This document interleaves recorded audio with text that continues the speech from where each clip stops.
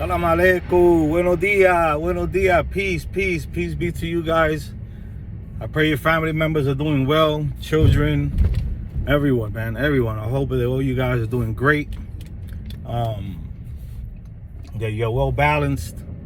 And if you're not well balanced or you're not balanced at all, try and look for a way to kind of stabilize yourself and balance yourself.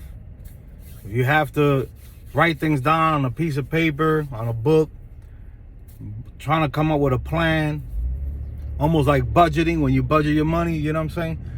You know, try to do these type of things like that for you to have goals that you want to accomplish and do. It's gonna be hard, it's gonna be difficult, brothers and sisters, but anything that comes easy goes out the window very fast. Anything that comes with perseverance, sweat, tears, last. So that's the best thing that we could do. They wanted to. I had somebody asking about speak a little bit on the contradictions, not contradiction, on the misconceptions that they have on Kisi Malongo. I think I have done 1 or 2 videos already about that. I know I have at least done 1. I'm gonna touch it very quick, but I already spoke, about that. But I like to please the community or the people who subscribe or come to see the video. So, we'll speak a little bit on it. Misconception on Nkisi Malongo. Well, one of the misconceptions in Nkisi Malongo, there is a copy of Ocha, or that Palo practices the same way as Ocha. If you don't know what Ocha is, you might know the word Santeria. Afro-Cuban, Santeria is almost like a misnomer. It's like a word that a lot of practitioners in that world and that land don't like for people to call it that. But we understand that a lot of people know it as Santeria. So people can understand, we're gonna say Santeria, but it's Ocha. That's one misconception. That it's the same, that there's nothing different about it. You have to understand that when these traditions or religions came about and together, you have to remember the intermingling of the Yoruba, the Kikongo Bantu, the Taino Indian, and everybody else that was there. You have to remember that these people clashed. These people saw similitudes with how they practiced certain things, how they looked at life. At the end of the day, they came from Africa. You understand? And if you look at in Africa, there are a lot of concepts in Africa that bleeds down to the rest of the other countries in Africa. You understand? Because the basis of everything, the root of these traditions, of these understandings of how they look at the world and certain energies and things, to them is almost kind of the same. So it only varies in certain understandings and teachings in certain ways, but it does not have anything to do with Ocha. Does it have a bleed over of Ocha in it? Yes, it does. But you can speak about the same thing about Ifa. You can speak about the same thing of Voodoo. You can speak about the same thing about 21 Division. All that has a bleed over of different traditions. You understand that something or some things did kind of come in, and they used it and implemented in their tradition also. But when you look at all religions, right, in totality, everyone that follows a religion and somebody else doesn't understand it, that's how they're gonna look at it. There's always going to be misconceptions, because what one doesn't understand, one can't speak about it in a way that it's positive, let's say, it's good, or bring light to whatever it is. They're going to look at it for what they see and for what they understand. And if they practice something else it goes against of what you understand and what your tradition is, what your way of life is, the religion that you are in, if it's not their system, their way, you're going to be looked at as you're practicing something that is not correct. That's just life. It's humanity. You understand? You know, these misconceptions about that Palo Mayombe, another one is that Palo Mayombe is of Satan. That Palo Mayombe practitioners, they worship the devil, Lucifer, and all this stuff, and that's incorrect. You know, a lot of us practitioners, and I'm not gonna say all because I do know that they are practitioners that believe in God, believe in Satan, because of course of Christianity, the Catholic faith and all that. You know, we have a lot of practitioners that are in these traditions but also go to church, you understand, and believe, because this is the synchronization that they have, you know, that happen in that land. You know, some people have been able to get out, some people don't see anything wrong with it. It kind of like blends with what they understand, you know, and it's part of their heritage, you know, the way they are, you know, their people. But all of these practices have this. If you don't understand it, if you don't practice it, you know, it's of the devil. You know, what I was gonna say is, I'm sorry, somebody ate a light, so I'm paying attention. It took me a little bit off of focus, off track. What I was about to say is that Palo doesn't have anything to do with the devil. Palo doesn't have anything to do with anything that has to do with demons. Now, because what I was speaking before, I was trying to explain is that because of the belief of Christianity and some of these traditions, there are Palo practitioners that believe in God, believe in the devil. There are Ocha practitioners, Santeros, Santeras, that believe in God, believe in the devil. You know, so, but not all practitioners of these Afro-Cuban traditions believe in a God and a devil. I myself don't believe in God and don't believe in the devil. You understand? And when I say I don't believe in God, I don't believe in a God the way the majority of people believe in God. 1 minute, and sorry, it's too early.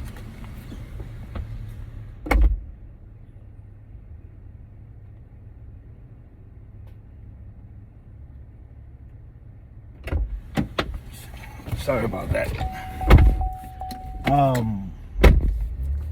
Do I believe that there is a force, an essence, that created all this, and us included? Of course, yes.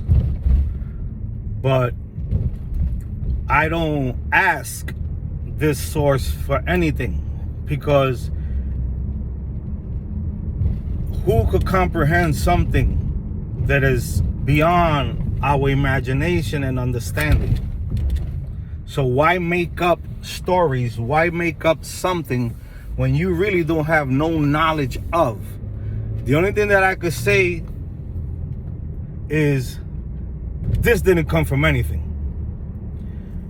I myself, with all these complexities to the of this body and this brain,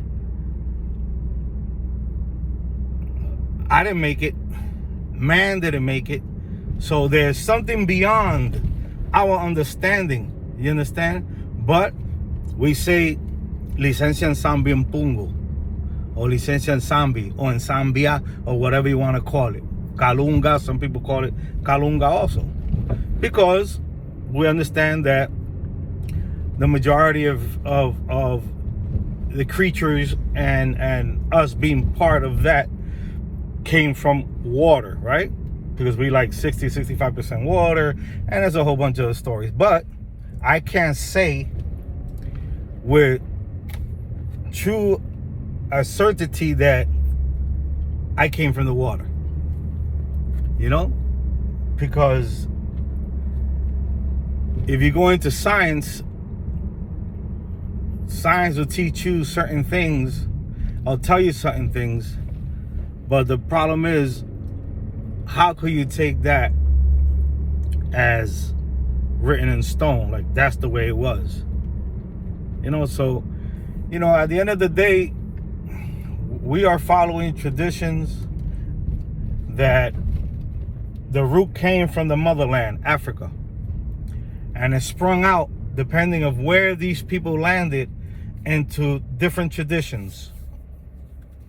Because if you go to Brazil, you're gonna see they have a couple of different traditions, like Umbanda, Candomblé.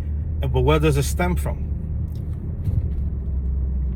You'll notice it comes from the brothers and sisters from the motherland, the root of it, through the slave trade. Why? Because in Brazil was like one of the stopping points for all the ships to come in, to reload, to exchange slaves. And from there, it was like a port of transportation, a port of dividing. It was like business. They would use those ports in Brazil and take the slaves off, and whoever was going to Spain, slaves went to Spain. Whoever was going to Portugal, they took slaves to Portugal, and so forth and so on. You understand? So Brazil was one of the main places where they used to stop, refuel food and things like that, and also do these trades. And then ships would go out to different parts of the Caribbean islands, and even, as you know, landed here in the United States. But we also know that there are some brothers from Africa they came to the Americas and did not go through slavery. You understand? But this is stuff for you guys to look for and do your history and look. But the great majority came as slaves. So what we have to do is forget about how the people look at us and how they misrepresent and judge our traditions. We should keep on just looking forward with our heads up, speaking. If somebody asks you a question that you think you could speak about, or they speak wrong about it, then talk to them. If you feel like talking to them, ask question about what do they believe, what is their understanding, and you probably could have a good build between each other without any confrontation, because it's not about confrontation. If somebody comes with a derogatory term or want to bring confrontation, then don't even get into it, because it's not worth it. You'll end up doing something that you probably regret, and that's not what we're trying to do. You understand? We're trying to stay away from all that nonsense. As far as we should just keep focus on learning, keep on our studies, keep on our developing our spirituality, learning how to talk with our ancestors, talking with our Nkisis, whether it's a Lucero, an Nganga, an Nkuyo, or an Nkisi as a statue, wooden form, or whatever. At the end of the day, these are the things that we're supposed to be doing. We're not supposed to be worrying about what people say about us. Hollywood hasn't helped us. The same religious community, right, or where this tradition came from, at the same time it came from the Cuba, the Cuban traditions have came over here to us and been taught to us by the great majority Cubans. The same people through time have watered down, have done grave things and malicious things to others under this guise. You understand? Why? Because a lot of us understand that it came from over there, right? Like, that's like the motherland of Ocha, the motherland of Ifa, the motherland of Palo, the motherland of Espiritismo.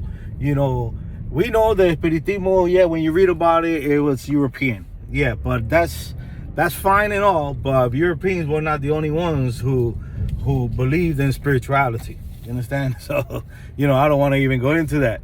I read all Alan Kardec's book. I read all the books on Espiritismo, and a while back, and, it's fine. It's cool. Everybody has spirituality.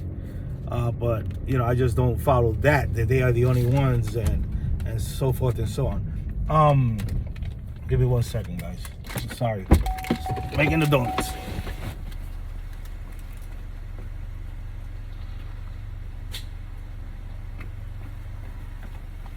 And I'm not saying that all Cubans did this, but a great majority of Cubans went to other lands, left Cuba, and due to financial issues or due to malicious intents, started crowning people, started initiating people into these traditions. Some of them taught very well and great, and are great examples and great leaders of the community, but a lot of them did not.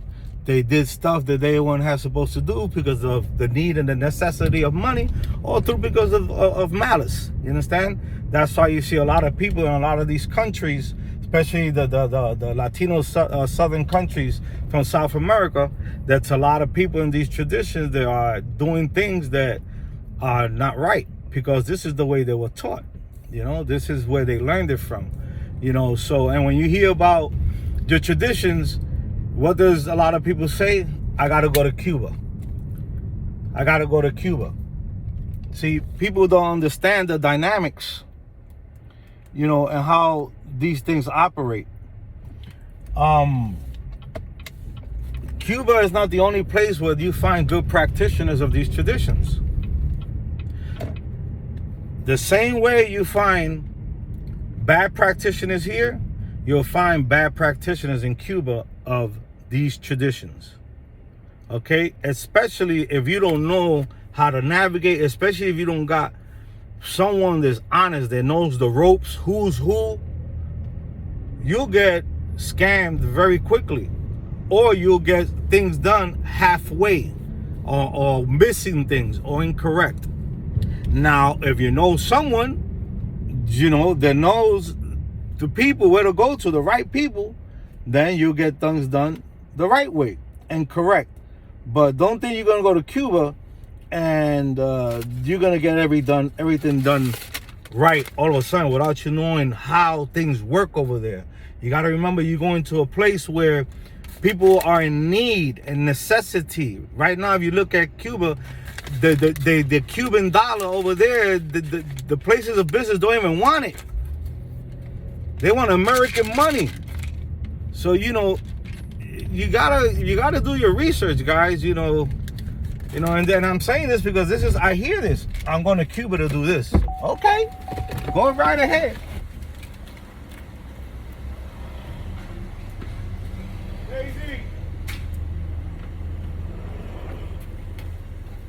So, that's what what I have to say about that, and nothing. And then after, it was taught by, or let's say other people started getting initiated by the Cuban elders or the Cubans, godchildren or whatever. Then, it came down, it hit Puerto Rico, it hit Venezuela, it hit Mexico, it hit other countries. So imagine if, and this is the reason why I don't say all of the people who practice these Afro-Cuban traditions are bad, because they're not. There's a great majority, but there are still a lot that do things right and are not just for the money. You understand? If you have someone that teaches you well, and in your mind, your concept is, I'm gonna rob people for their money, then that's upon you. You did that. And whatever comes to you at the end of the day comes to you. Because things always, come back to you at the end of the day, especially if you're doing slimy things you shouldn't be doing to others. You get the wrong person at the wrong time, and it can even cost you your life just because you want to make some money. You understand? So, things have gotten watered down. All these traditions, a lot are very watered down, unless you know the right people that do things the right way. and teach you, so you could be able to at least uphold some of the purity of these traditions, of these ways of life. That's how I always say, be careful, guys. Be careful who you go to. I know it's hard to do research on it because online, the majority of the stuff online is garbage, man.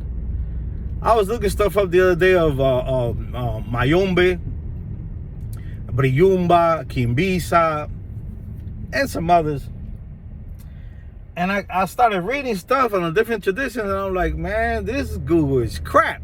I even went to ChatGPT. This is just no wonder these people are lost out here. They're giving people misrepresentation, misinformation, things that don't make no sense, and it's like, whoa, so you gotta watch it. You can't you can't go online and read everything that you read online and take that, like that's the way it is. No, there's a lot of misinformation on Google, on Yahoo, on Explorer, on all that. Sometimes I go in to read, to look for stuff or to read things that people put up. And I'll be reading these treaties and these tratados from, I don't want to say names, from certain da-da-da-da. And I start reading, I'll be like, wow, this is some junk. This has a mixture of everything in here, like everything, like I don't know, mashed potatoes, corn, and gravy all together. It's like this is garbage. So be careful, man. Be careful who you come in contact with. Be careful where you get your information. There are good books out there that give you some type of understanding, but the practices of how to do things and all that, listen, if you find books that teach you, hey, you do this and you do that, and you could do this and use that, be very careful with those books. Because in essence and in true reality, Palo, Ocha, there's more stuff open in Ocha, but there's still a lot of secrets that are not out there.